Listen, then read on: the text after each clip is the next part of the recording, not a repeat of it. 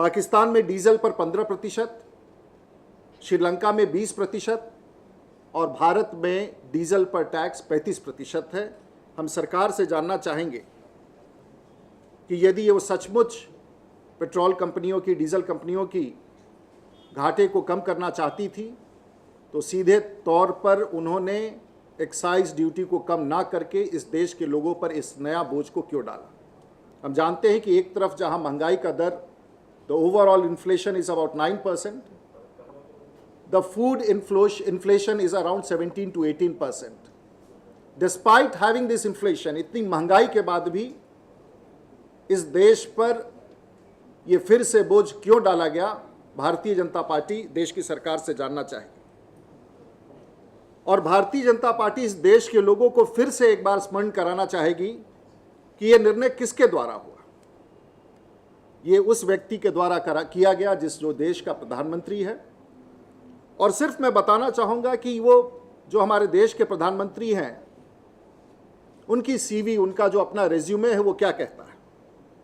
देश के प्रधानमंत्री दुनिया भर में माने जाने वाले सबसे वरिष्ठ अर्थशास्त्री हैं।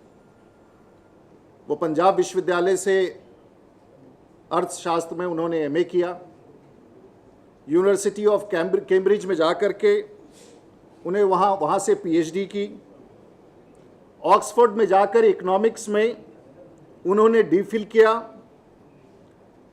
दिल्ली स्कूल ऑफ इकोनॉमिक्स में प्रोफेसर रहे, वित्त मंत्रालय में चीफ इकोनॉमिक एडवाइजर रहे, भारत सरकार के वित्त सचिव रहे, देश के प्रधानमंत्री, इस देश के आरबीआई के गवर्नर रहे और इस देश के वित्त मंत्री रहे। 1991 में दुनिया में इतना बड़ा अर्थशास्त्री किसी देश का प्रधानमंत्री बने, ऐसा नहीं देखा गया।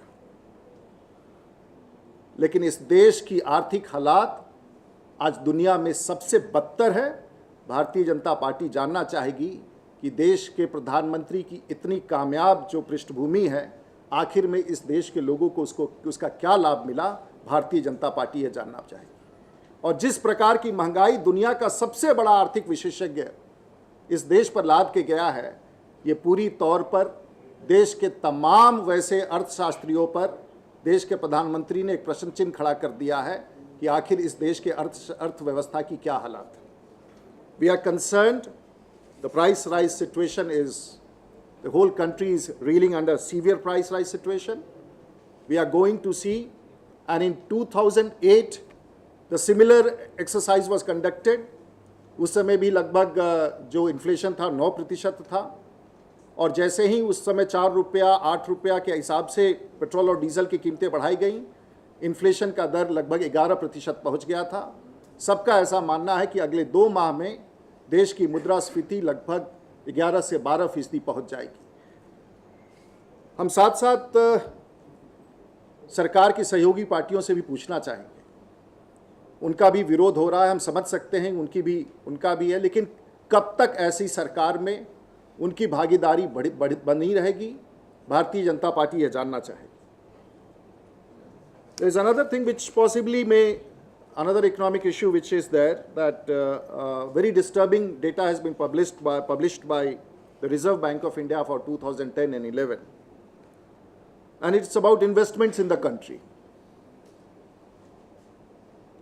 The outward investment in the country in 2010-2011, which the previous year was $17 billion, this year has gone up to $44 billion. While the inflow has come down to $25 billion, which is 25% less than the previous year. और इससे स्पष्ट हो रहा है कि सरकार के आर्थिक नीतियों में कोई दिशा नहीं है। जिस प्रकार से इस देश के भीतर एफडीआई फ्लो कम हुआ है, निवेश कम हो रहा है, बेरोजगारी बढ़ रही है, कहीं ना कहीं एक मैक्रो लेवल पर, at a macro level there is a complete lock jam in policy making efforts, there is a complete lock jam in the government.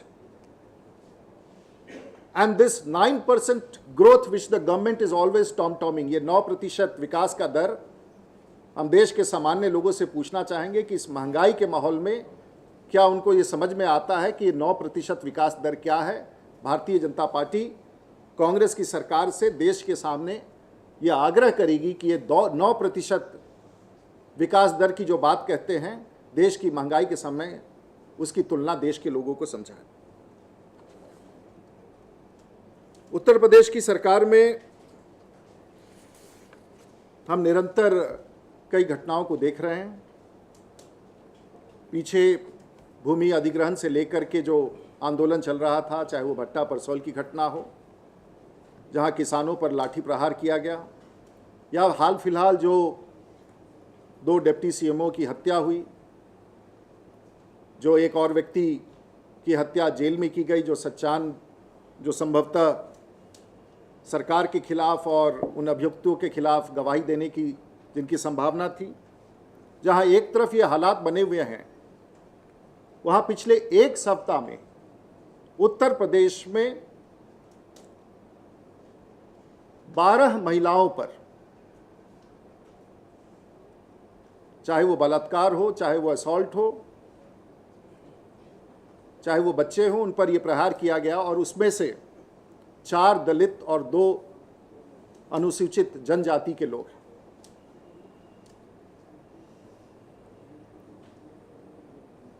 आठ साल की दिवा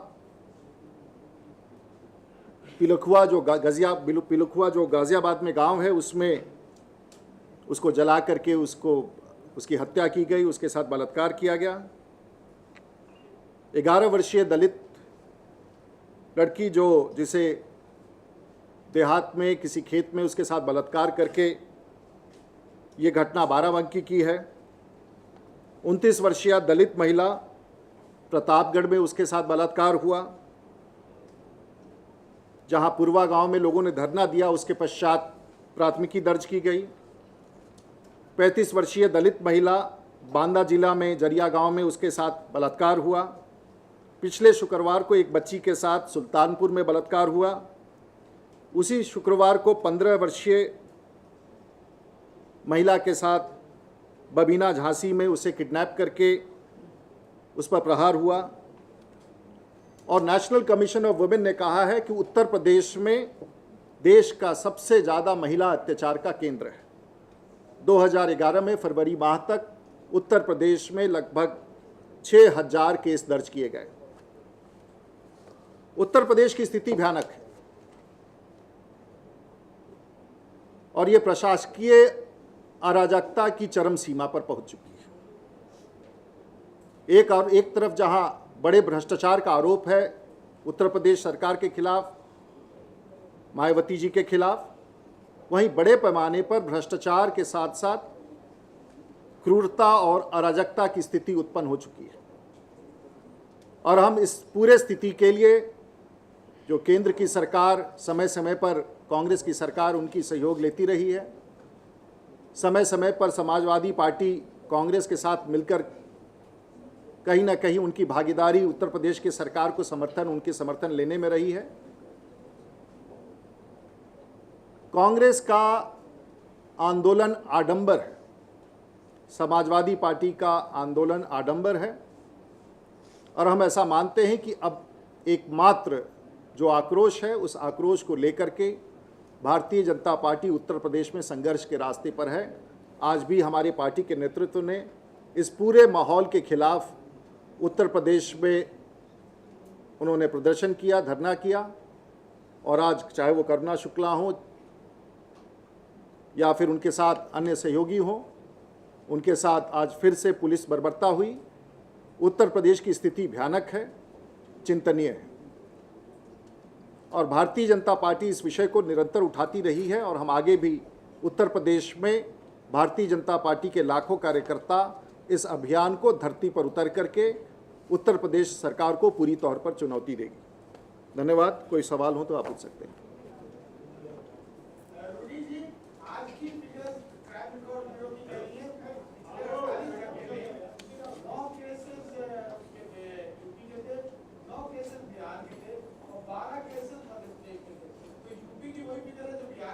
मैंने आपके आंकड़े कहाँ देखे हैं उसके बारे में जानकारी।